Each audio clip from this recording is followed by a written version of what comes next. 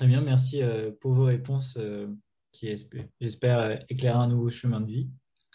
Euh, Maintenant, des questions peut-être plus personnelles et à Jean-François. Vous avez parlé de votre expérience en petite communauté et avez montré la difficulté à changer les choses, même en petit comité. Pour autant, est-ce que votre expérience de permaculture au domaine des courmettes n'a pas nourri la communauté?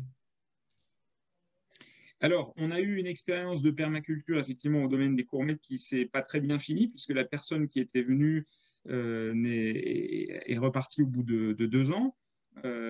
Parce que justement, lui, il trouvait qu'on n'était pas assez cohérent.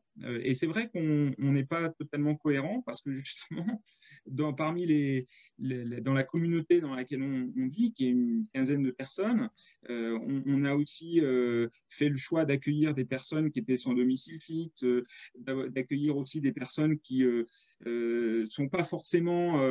Vous savez, l'écologie, c'est un peu sociologiquement, c'est reconnu que la plupart des gens qui s'intéressent à l'écologie me ressemblent un peu, c'est-à-dire qu'on fait des grandes études, des longues études. Sociologiquement, c'est connu que plus on a fait des études et plus on s'intéresse plus longues les études et plus on s'intéresse à l'écologie. Donc il y a toute une partie de la population française et c'est aussi pour ça que je suis un peu je dirais, dubitatif quand je vois certains programmes écologistes qui idéalisent la motivation des gens, parce que quand on vit dans une petite bulle écologiste des villes, certains les appellent comme ça, et je l'ai été aussi, je veux dire, j'avais pas de voiture pendant 10 ans, etc. J'ai été parmi ces écologistes des villes qui pensions avoir tout compris au problème et qui suffisait d'eux, et il y avait qu'à, et voilà.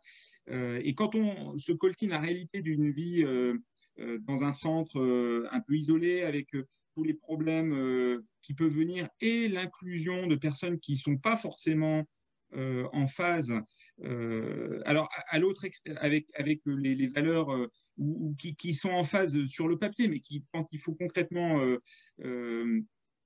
eh ben, voilà, ça amène des tas de discussions, de complications, et je jette la pierre à personne. Hein, je veux dire, c'est comme ça, c'est compliqué. Et ça ne veut pas dire qu'il ne faut pas le faire. Hein, ça ne veut pas dire que c'est un échec. C'est pas un échec.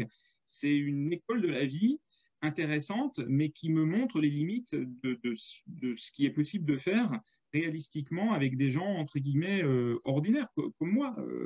Voilà. Donc c'est une expérience que j'encourage les gens à faire, mais je ne pense pas que c'est comme ça qu'on va solutionner le problème de la faim dans le monde et de la faim, enfin, du problème écologique souligné par Philippe dans son livre et dans les miens aussi d'ailleurs.